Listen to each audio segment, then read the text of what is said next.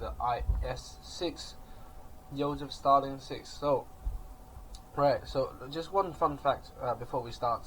Why is it IS-6 and sometimes in the books it says JS instead of IS? Well, in Russia the names are spelled kind of differently, but they're all kind of the Christian names. So in English countries usually Joseph, so JS, and then in the Soviet Union, Russia, at the time they spell it differently. So they spell it Joseph I with an I. So that's how it is.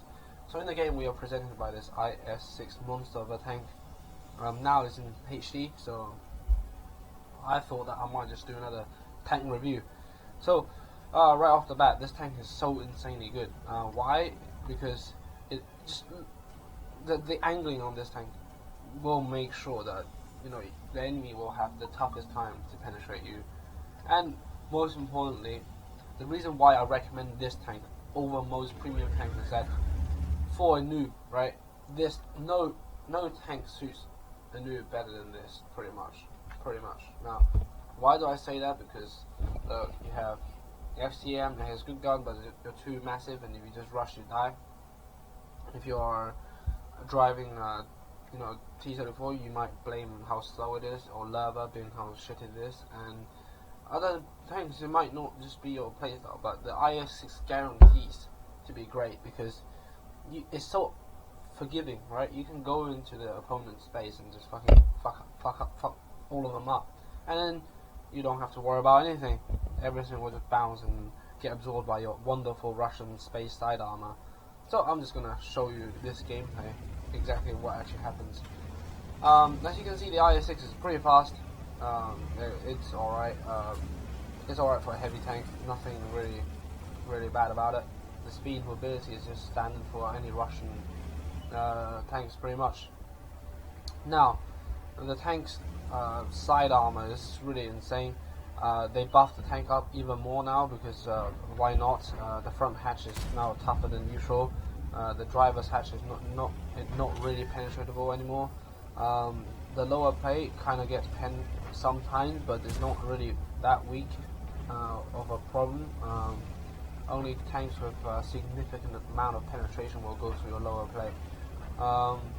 Sometimes you do get the occasional shots where another IS-6 manages to pen you from the front wheel drive position, which is a bit odd sometimes for you. But as you can see, everything's bouncing off, and all you gotta do is just literally wait for your reload. Bam! There's the damage. The damage in this gun is pretty good, 390 average on all Russian Soviet tanks, 122mm D25T.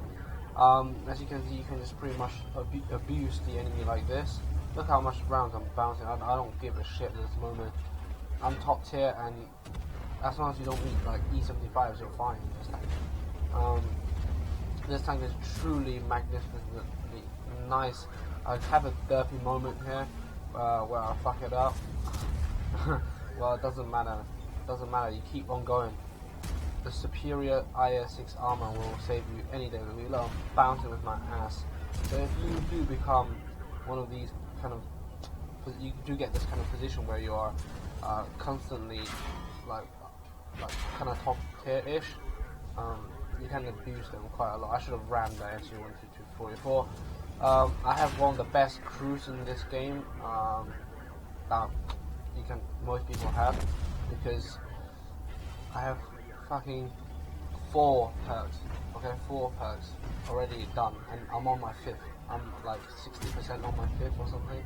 So yeah, you don't really get many people with better crew than this. Well, this is my best crew probably in the game. It's so fucking good, like insane. It is insanely good, and literally that's what I have to do. Just kill them one by one, and literally my team is still kind of camping at the back, whereas me and Mighty Tom just went crushing into them and just annihilated pretty much the entirety of their flank by ourselves. That is the kind of mightiness you can get in IS-6. I love playing it because it's constantly a money maker. Now, it might cost a lot to run because the ammo is obviously not that cheap. I would say it's not that cheap compared to like FCM's shots or whatever. But there's a big but. If you enjoy the tank, you'll play it more. Therefore, you make more money. If you like, say I got myself a Lerva or T-34. Okay, it might be good, but if I don't play it, I don't make any money from it. So you might as well get yourself a good premium tank you really like, and you can't really go wrong with the IS-6. I don't think. If you know how to use your armor, you can't really go wrong with it. The gun's a bit dirty sometimes, but as you can see, the armor is fucking fucks them all up. At this point, I don't really give a shit. I've got into that frame of mind where, you know, until I might be one-shotted by them, I don't give a shit. I'm just gonna go forward. Side scraping, you see tracks eat the shots quite easily, and there's not much the enemy could do really to you. I'm on 6 kills. Mighty Tom's on 3. We got our brothers in arms. Just stay alive. Trying to get an engine shot on him and track him, but that didn't work. But that's pretty much it for this game, and I'm just gonna highlight a few things. Okay. Fuck. So a few things, right? If you want to penetrate the IS-6, say from oh shit, the fuck, screen's all gone weird. Okay, so say I'm down there shooting at the IS-6. Now, if you present the IS-6 like this, I don't know why I can't zoom out, but yeah, I can't apparently. Say you come in from this angle. Now, the side skirt, if you have about 170 pen, you should go through the side. However, you should not shoot this bit here. You should go shoot below where the actual tracks are, pen them there, vice versa on the other side.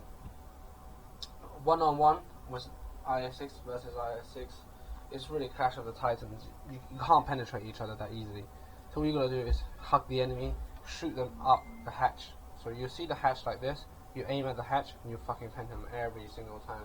Now the hatch are small, not many people actually realize how weak they are, but if you do come close enough, IS-6 versus IS-6, you don't want to load the premium APCR, that would be the shot you want to look for.